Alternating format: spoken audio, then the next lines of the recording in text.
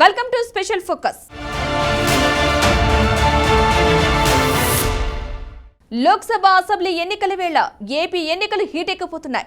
ఈ నేపథ్యంలో అధికార వైఎస్ఆర్సీపీ, ప్రతిపక్ష టీడీపీ, జనసేనలు ఎన్నికలకి సిద్ధమవుతున్నాయి. అధికార వైసీపీ విపక్షాలను తలదన్నేలా దూకుడు పెంచింది. నోటిఫికేషన్ విడుదలకు కొద్ది గంటల ముందే 175 నియోజకవర్గాల్లో తమ పార్టీ అభ్యర్థులను ప్రకటించింది. సామాజిక సమీకరణాల లెక్కలు వేసుకునే టికెట్లు కేటాయించింది. కీలక నియోజకవర్గాల్లో మహిళా అభ్యర్థులను బరిలోకి దించి ప్రత్యర్థులకు గట్టి షాకే ఇచ్చింది వైసీపీ అధిష్టానం. ముఖ్యంగా జనసేన అధినేత పవన్ కళ్యాణ్, టీడీపీ ఎమ్మెల్యే బాలకృష్ణ, చంద్రబాబు తనయుడు నారా లోకేష్ వంటి నేతలపై మహిళా అభ్యర్థులను వైసీపీ రంగంలోకి దించింది. మహిళా అభ్యర్థులను రంగంలోకి దింపడం వెనుక వైసీపీ వ్యూహం ఏమిటి? విపక్షాలకు గట్టిగానే గుణపాఠం చెప్పాలని భావిస్తోందా? సామాజిక వర్గాలకు పెద్దపీట వేసిన వైసీపీ ప్రతిపక్షాలను కకలావికలం చేసే దిశగా అడుగులు వేస్తోందా? వైసీపీ రాజకీయ పుటెత్తులు తాజా రాజకీయ పరిణామాలను రణతంత్రం పేరుతో బీఆర్కే స్పెషల్ ఫోకస్ చేస్తోంది.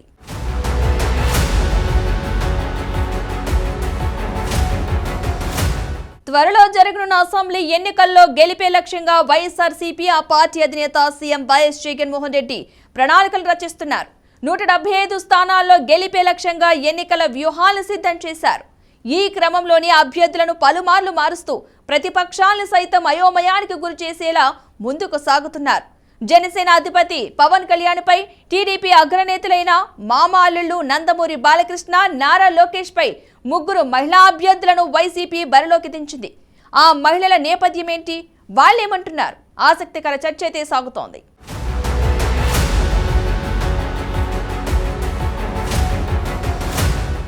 సుదీర్ఘ కాలం తర్వాత వచ్చే ఎన్నికల్లో జనసేన అధినేత పవన్ కళ్యాణ్ పిఠాపురం నియోజకవర్గం నుంచి పోటీ చేస్తున్నారు. జనసేన అగ్రనేత పవన్ కళ్యాణ్పై మహిళా నేతను వైసీపీ రంగంలోకి దించింది. కాకినాడ ఎంపీ వంగ గీతను పిఠాపురం అభ్యర్థిగా జగన్ ప్రకటించారు.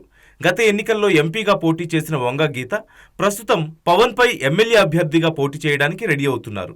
ఇక హిందూపురం ఎమ్మెల్యే బాలకృష్ణ సైతం మహిళా అభ్యర్థితోనే పోటీ పడనున్నారు. పార్టీ సీనియర్ నాయకురాలు టిఎన్ దీపికకు నియోజకవర్గ బాధ్యతలను అప్పగించింది. హిందూపురం నుంచి మహిళా అభ్యర్థులు ఎవరూ ఇప్పటి వరకు పోటీ చేయలేదు. ఏ పార్టీ కూడా ఒక మహిళా నాయకురాల్ని తమ అభ్యర్థిగా ఎన్నికల బరిలో నిలపలేదు. అందుకే జగన్ ఈ నిర్ణయం తీసుకున్నారంటూ తెలుస్తోంది. ఇక టీడీపీ అధినేత చంద్రబాబు తనయుడు నారా లోకేష్ పై కూడా మహిళా అభ్యర్థే బరిలో ఉండడం విశేషం. మంగళగిరి వైసీపీ నుంచి మురుగుడు లావణ్య పేరును పార్టీ అధిష్టానం ఖరారు చేసింది. గతంలో మురుగుడు లావణ్య తల్లి కాండ్రు కమల మంగళగిరి ఎమ్మెల్యేగా పనిచేశారు. కీలకమైన 3 నియోజకవర్గాల్లోనూ మహిళా అభ్యర్థులను బరిలోకి దించడం జగన్ వ్యూహంలో భాగమనే తెలుస్తోంది. మహిళా అభ్యర్థులతో పవన్, లోకేష్, బాలకృష్ణలను ఓడించడానికి వైసీపీ అధిష్టానం ప్రణాళికలు రచిస్తోంది.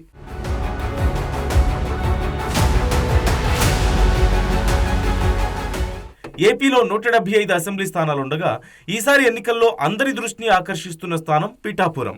గత ఎన్నికల్లో 2 చోట్ల ఓడిపోయిన జనసేనాని పవన్ కళ్యాణ్ ఈసారి పిఠాపురం నుంచి బరిలోకి దిగుతున్నారు.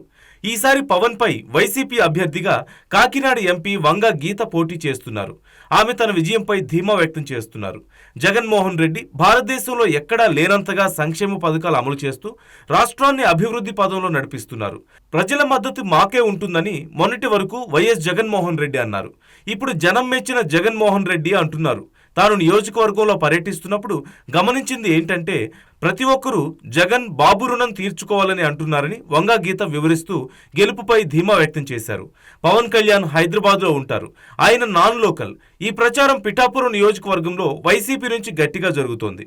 వంగ గీత వర్సెస్ పవన్ కళ్యాణ్. ఈ ఈక్వేషన్ పిఠాపురం సాధారణ ప్రజల్లో ఇంట్రెస్టింగ్ చర్చకు తెరలేపింది.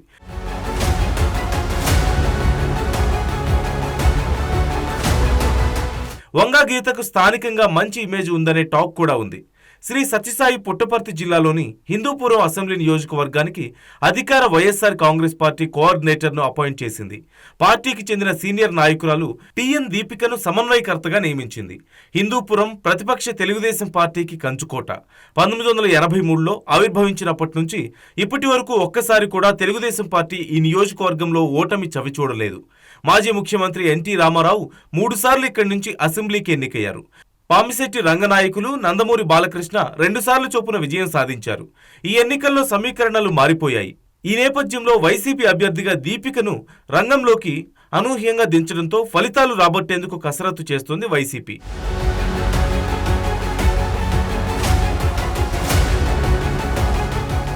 మంగళగిరిలో నారా లోకేష్ను ఓడించేందుకు ప్రత్యేకంగా వైసీపీ ఫోకస్ పెట్టింది.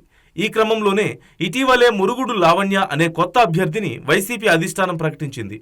తాజాగా అసలు ఈమె ఎవరు అనే చర్చలు కూడా జరుగుతున్నాయి. తాజాగా మంగళగిరి, నెల్లూరు పార్లమెంట్, కర్నూలు అసెంబ్లీలకు ఇన్ఛార్జీలను నియమించారు. ఇందులో మంగళగిరి నుంచి మురుగుడు లావణ్యను సమన్వయకర్తగా నియమించారు. 2024లో మాజీ మంత్రి, టీడీపీ జాతీయ ప్రధాన కార్యదర్శి నారా లోకేష్ను మురుగుడు లావణ్య ఢీకొట్టబోతున్నారు. మాజీ ఎమ్మెల్యే కాండ్రు కమల కుమార్తె, మాజీ మంత్రి, ప్రస్తుత ఎమ్మెల్సీ మురుగుడు హనుమంతురావు కోడలు. ఇక కాండ్రు కమలకు దివంగత మహానేత డాక్టర్ వైఎస్ఆర్ కుటుంబంతో సన్నిహిత సంబంధాలున్నాయి. 1987లో వైఎస్ఆర్ ఆశీస్సులతో మంగళగిరి మున్సిపల్ చైర్మన్గా మురుగుడు హనుమంతరావు పోటీ చేసి ఎన్నికయ్యారు. తాను రాబోయే ఎన్నికల్లో విజయం సాధిస్తానంటూ సీఎం జగన్ చేపట్టిన సంక్షేమ కార్యక్రమాలు తన గెలుపును ఖాయం చేస్తుందంటూ చెబుతున్నారు.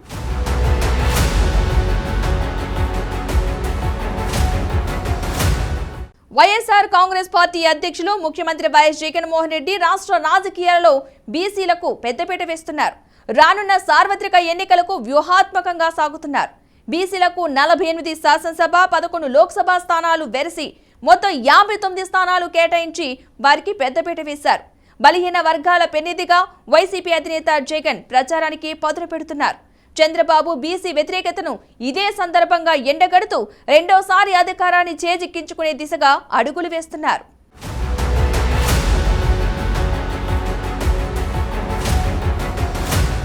ఏపీలో లోక్సభ, అసెంబ్లీ ఎన్నికల వేళ వైసీపీ అధినేత తన భవిష్యత్ ప్రణాళికను సిద్ధం చేసుకున్నారు. ఉమ్మడి రాష్ట్రంలో 294 శాసనసభ, 48 లోక్సభ స్థానాల్లో బీసీలకు ఎవరూ అవకాశం ఇచ్చిన దాఖలాలు లేవు. ఉత్తరప్రదేశ్లోని బీసీ నేత అఖిలేష్ యాదవ్ నేతృత్వంలోని సమాజ్వాదీ పార్టీ ఎస్పీ, తమిళనాడులో స్టాలిన్ నేతృత్వంలోని డీఎంకే కూడా సీఎం జగన్ ఇచ్చిన రీతిలో బీసీలకు అవకాశం ఇవ్వలేదు. దేశ చరిత్రలో బీసీలకు అసెంబ్లీ, లోక్సభ కలిపి 59 స్థానాలను కేటాయించిన సీఎం జగన్ ఇదొక రికార్డుగానే చెప్పుకుంటున్నారు. నిజానికి రాష్ట్ర విభజనకు ముందు 2012 జూలై 9న ప్రకటించిన బీసీ డిక్లరేషన్లో చంద్రబాబు ఇచ్చిన హామీల్లో ఏ ఒక్క హామీని ఆయన అధికారంలోకి వచ్చాక అమలు చేయకుండా తమను వంచారంటూ బీసీలు రగిలిపోతున్నారు.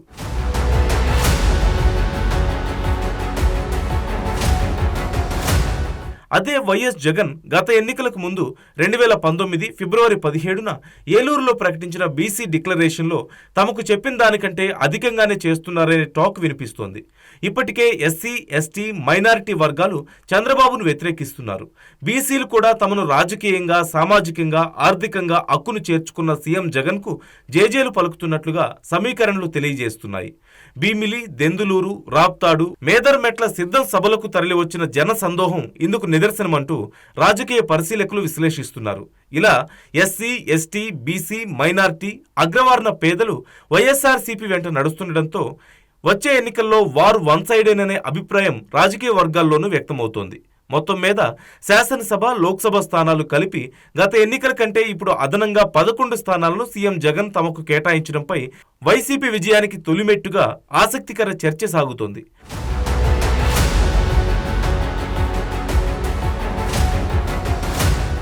గత ఎన్నికలకు ముందు వైఎస్ జగన్ బీసీ డిక్లరేషన్ను ప్రకటించారు. అందులో వారికిచ్చిన మాట కంటే గత 58 నెలలుగా అధికంగానే న్యాయం చేశారు. గత ఎన్నికల్లో 41 శాసనసభ స్థానాలు, 7 లోక్సభ స్థానాల్లో బీసీ వర్గాల అభ్యర్థులను బరిలోకి దించిన జగన్ అధికారంలోకి వచ్చాక కేబినెట్లో ఆయా వర్గాలకు చెందిన 11 మందికి మంత్రి పదవులు ఇచ్చారు.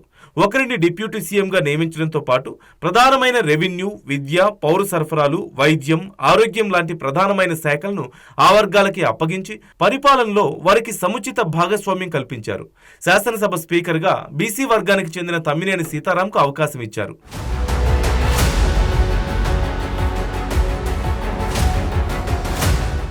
ఈ వర్గాలకే చెందిన 4గురిని రాజ్యసభకు పంపిన సీఎం జగన్ శాసనమండలిలో సైతం సింహభాగం పదవులు వారికే ఇచ్చారు. ఇక స్థానిక సంస్థల్లో వైఎస్ఆర్సీపీకి దక్కిన 13 జెడ్పీ చైర్మన్ పదవులకు గాను 6 బీసీలకే ఇచ్చారు. 84 మున్సిపల్ చైర్మన్ పదవులకు గాను 44 వారికే కేటాయించారు. 14 కార్పొరేషన్ మేయర్ పదవులకు గాను 9 బీసీలకే దక్కేలా చేశారు. అలాగే నామినేటెడ్ పదవులు, పనుల్లో 50% ఎస్సీ, ఎస్టీ, బీసీ, మైనార్టీలు, మహిళలకు కేటాయించేలా ఏకంగా చట్టం చేసి మరీ ఇచ్చారు. మరోవైపు గత 58 నెలలుగా సంక్షేమ పథకాల ద్వారా డీబీటీ రూపంలో 1.23 లక్షల కోట్లు, నాన్ డీబీటీ రూపంలో 50,000 కోట్లు వెరసి 1.73 లక్షల కోట్ల ప్రయోజనాన్ని బీసీలకు చేకూర్చారు. దీంతో రాజకీయ, ఆర్థిక, విద్య, మహిళా సాధికారత ద్వారా బీసీలు సామాజిక సాధికారతను సాధించారు.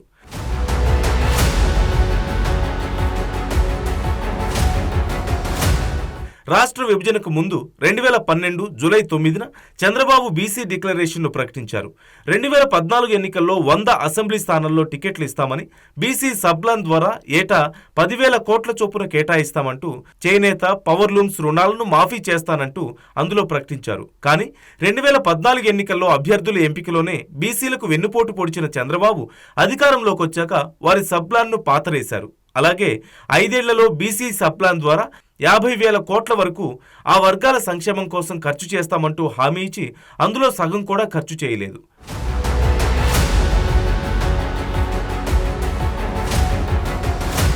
పైగా మంత్రివర్గంలో వారికి సముచిత స్థానం కల్పించని చంద్రబాబు 2014-19 మధ్య ఒక్క బీసీని కూడా రాజ్యసభకు పంపలేదు. అంతేకాక న్యాయమూర్తులుగా బీసీలు పనికిరారంటూ వారిని అవహేళన చేశారు. ఇచ్చిన హామీలు అమలు చేయాలంటూ అడిగిన బీసీలను తాట తీస్తా, తోకలు కత్తిరిస్తానంటూ బెదిరించి వారి ఆత్మగౌరవాన్ని దెబ్బతీశారు. ఇప్పుడు మళ్లీ ఎన్నికలు వస్తున్న నేపథ్యంలో తమపై వల్లమాలిన ప్రేమను ఒలకబోస్తున్న చంద్రబాబు ఇప్పటిదాకా ఖరారు చేసిన 128 అసెంబ్లీ స్థానాల్లో కేవలం 24 స్థానాలనే తమకు కేటాయించడంపై బీసీలు భగ్గుమంటున్నారు. ఎన్నికల్లో రివెంజ్ తీర్చుకోవడానికి బీసీ వర్గాలు ఎదురు చూస్తున్నాయనే టాక్ వినిపిస్తోంది. చంద్రబాబు బీసీ వైఖరిని ఎండగడుతూ వైసీపీ ఎన్నికల వ్యూహానికి పదును పెడుతోంది.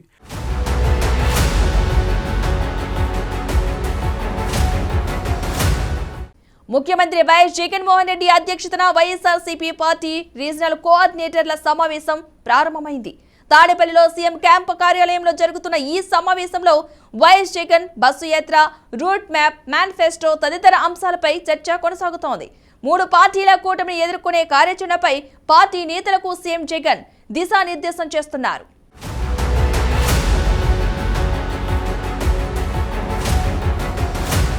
అసెంబ్లీ ఎన్నికల కోసం వైఎస్ఆర్సీపీ 175 మంది అభ్యర్థులను ప్రకటించేసింది. మేనిఫెస్టో రూపకల్పన కూడా తుది దశకు చేరుకుంది. ఎన్నికల ప్రచార శంఖారావం పూరించడానికి సమాయత్తమవుతుంది. అందుకోసం మేమంతా సిద్ధం పేరుతో ముఖ్యమంత్రి వైఎస్ జగన్మోహన్ రెడ్డి రాష్ట్ర వ్యాప్తంగా బస్సు యాత్రను చేపట్టబోతున్నారు. అధికార పార్టీ వైఎస్ఆర్సీపీ భారీ ఎన్నికల ప్రచారానికి సిద్ధమవుతోంది. ఈ నెల 26 లేదంటే 27వ తేదీ నుంచి ఆ పార్టీ అధినేత సీఎం వైఎస్ జగన్ ఎన్నికల ప్రచారంలోకి దిగబోతున్నారు. మేమంతా సిద్ధం పేరుతో దాదాపు 21 రోజుల పాటు బస్సు యాత్ర కొనసాగనుంది. ఇక పార్లమెంటరీ స్థానం పరిధిలోని అన్ని నియోజకవర్గాలు కవర్ అయ్యేలా కొనసాగనుందంటూ తెలుస్తోంది. ఇడుపులపాయ నుంచి ఇచ్చాపురం దాకా నెల రోజుల పాటు మేమంతా సిద్ధం బస్సు యాత్ర కొనసాగనుంది.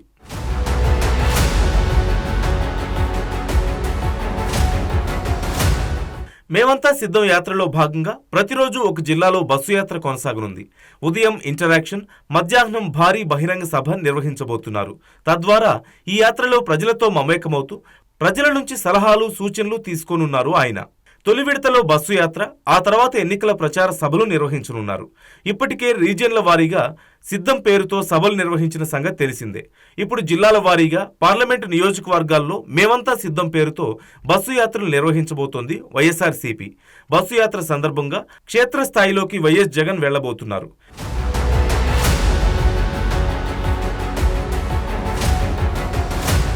ఇక ఎన్నికల కార్యాచరణ రూపొందించుకోవడానికి పార్టీ రీజనల్ కోఆర్డినేటర్లతో సమావేశమయ్యారు. జిల్లాలు, నియోజకవర్గాల వారీగా సీఎం జగన్ ప్రచార పర్యటనల ప్రధానాంశంగా చర్చించారు.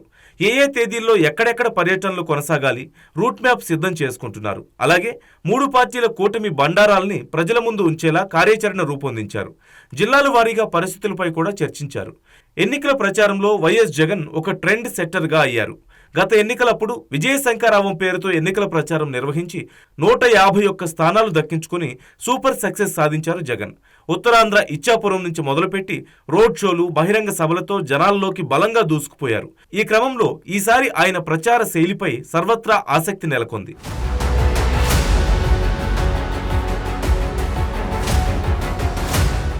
ఎన్నికల షెడ్యూల్ ప్రకటించడం, పోలింగ్కు మరో 55 రోజులు ఉండడంతో వచ్చే రోజుల్లో వీలైనంత వరకు ప్రజల మధ్యనే ఉండేందుకు సీఎం జగన్ సన్నాహాలు చేసుకుంటున్నారు. పాలనాపరంగా ఎలాంటి ఇబ్బందులు తలెత్తకుండానే ఎన్నికల ప్రచార షెడ్యూల్ను వైఎస్ఆర్సీపీ రూపకల్పన చేసుకుంది. దాదాపు ప్రతి నియోజకవర్గంలో జగన్ పర్యటనలుండేలా కార్యాచరణ సిద్ధం చేసుకున్నారు. అలాగే అన్ని వర్గాలను కలవడం ద్వారా ప్రభుత్వం చేపట్టిన సంక్షేమం, అభివృద్ధి గురించి మరింత ముందుకు తీసుకెళ్లే దిశగా వైసీపీ అధిష్టానం వ్యూహాత్మకంగా సాగుతోంది.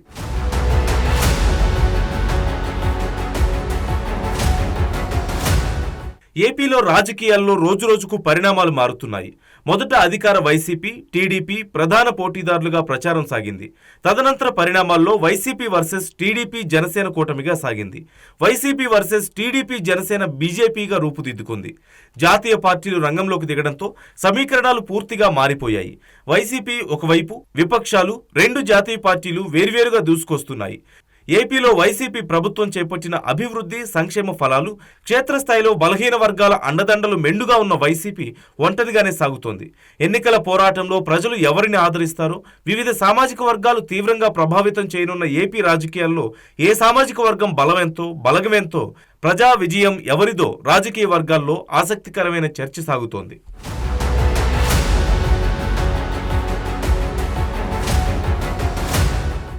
ఏపీలో రాజకీయాల్లో రోజురోజుకు పరిణామాలు మారుతున్నాయి. మొదట అధికార వైసీపీ, టీడీపీ ప్రధాన పోటీదారులుగా ప్రచారం సాగింది. తదనంతరం పరిణామాల్లో వైసీపీ వర్సెస్ టీడీపీ జనసేన కూటమిగా సాగింది. వైసీపీ వర్సెస్ టీడీపీ జనసేన బీజేపీగా రూపుదిద్దుకుంది. జాతీయ పార్టీలు రంగంలోకి దిగడంతో సమీకరణాలు పూర్తిగా మారిపోయాయి. వైసీపీ ఒకవైపు, విపక్షాలు, 2 జాతీయ పార్టీలు వేర్వేరుగా దూసుకొస్తున్నాయి. ఏపీలో వైసీపీ ప్రభుత్వం చేపట్టిన అభివృద్ధి, సంక్షేమ ఫలాలు, క్షేత్రస్థాయిలో బలహీన వర్గాలు అండదండలు మెండుగా ఉన్న వైసీపీ ఒంటరిగానే సాగుతోంది. ఎన్నికల పోరాటంలో ప్రజలు ఎవరిని ఆదరిస్తారో, వివిధ సామాజిక వర్గాలు తీవ్రంగా ప్రభావితం చేయనున్న ఏపీ రాజకీయాల్లో ఏ సామాజిక వర్గం బలమెంతో, బలగమెంతో, ప్రజా విజయం ఎవరిదో రాజకీయ వర్గాల్లో ఆసక్తికరమైన చర్చ సాగుతోంది.